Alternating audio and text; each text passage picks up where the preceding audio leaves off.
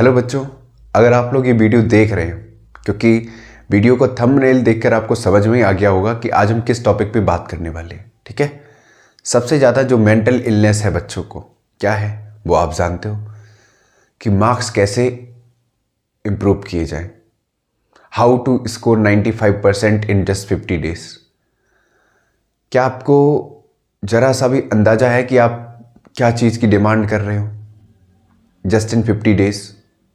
हालांकि गलत बात नहीं है, 50 दिन में आप 95% ला सकते हो, बहुत बड़ा इशू नहीं है। लेकिन आप जस्ट ये टाइप कर रहे हो यूट्यूब पे कि how to score 95% in just 50 days. Means अभी तक अप्रैल से लेके टिल 14th ऑफ दिसंबर आपने क्या किया अभी तक?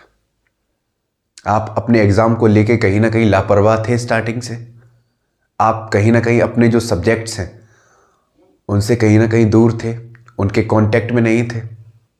आप सही से पढ़ाई नहीं कर रहे थे, आप सही से बुक रीडिंग नहीं कर रहे थे, आप तफड़ी दे रहे थे, है ना? और टीचर भी बहुत एक्साइटमेंट के साथ कहता है कि हाँ 50 दिन में आप 95% ला सकते हो। लाना कोई बहुत बड़ी बात नहीं है, आपके अंदर कैपेबिलिटी होगी, आपके अंदर स्ट्रेंथ होगी तो आप ला सकते हो।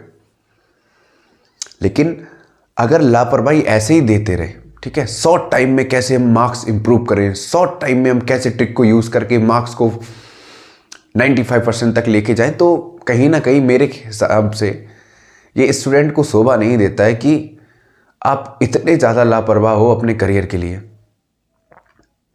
पूरी साल मस्ती करो और लास्ट टाइम पे कहो कि मैं 50 दिन में पढ़ के 95% ले आऊँगा। वो स्ट्रेटेजी वैलिड है तब जब आपको कॉन्सेप्ट समझ में आता हो। समझ में आ रहा है? लेकिन आप पता नहीं क्या कर रहे हो। कोई बात नहीं, आज मैं कुछ आपको जर्नल टिप्स बताऊंगा जिससे शायद आपकी जो पीड़ा है वो कम हो जाए। ठीक है, और जो मैं तरीका आपको बताऊंगा उससे आपको बहुत ज़्यादा फायदा मिलेगा। मैं नहीं जानता कि 95% आएंगे, 96% आएंगे, लेकिन जो मैं तरीका आपको बताऊंगा वो हर बच्चे के लिए काम आएगा। ठीक है, आपके लिए काम आएगा, जो अप्रैल से लगातार अभी तक पढ़ रहा है उसके लिए भी बहुत ज़्यादा काम आएगा। हर तरीके से हर किसी के लिए ये चीज़ बहुत ज़्यादा हेल्पफुल होने वाली है। तो ध्यान देना मैं क्या बताने जा रहा हूँ। तो सबसे पहला जो रोड मैप है, ठीक है, रोड मैप है, बात करते हैं। जैसे सब्जेक्ट्स की बात करें तो मैथ्स हो गया, ठीक है, साइंस हो गया और सोशल साइंस हो गया। ठीक है, मैं ये नहीं कह रहा हूं कि मैं इन्हीं सब्जेक्ट को प्रेफरेंस दे रहा हूं, हर सब्जेक्ट इंपॉर्टेंट है।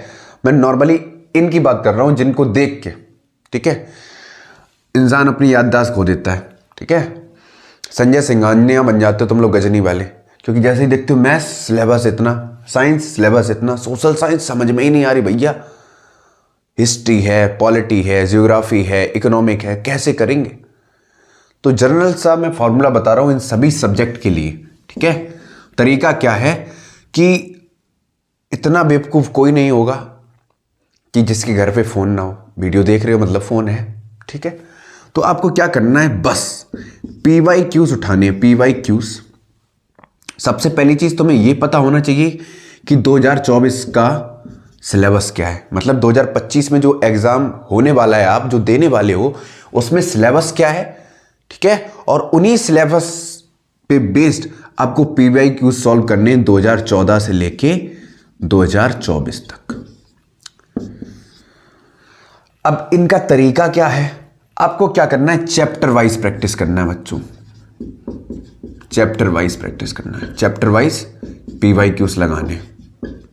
ठीक है, 14 से लेके 24 तक के। मैं गारंटी देता हूं कि बहुत गिने चुने टॉपिक्स होंगे। ठीक है, हर साल रिपीट वे में क्वेश्चंस आते हैं, कहीं ना कहीं बहुत क्वेश्चंस ऐसे होंगे जो रिपीट हुए होंगे। ठीक है, बहुत से क्वेश्चंस ऐसे मिलेंगे जो नहीं होंगे, लेकिन हर क्वेश्चन को आपको एनालाइज करना है।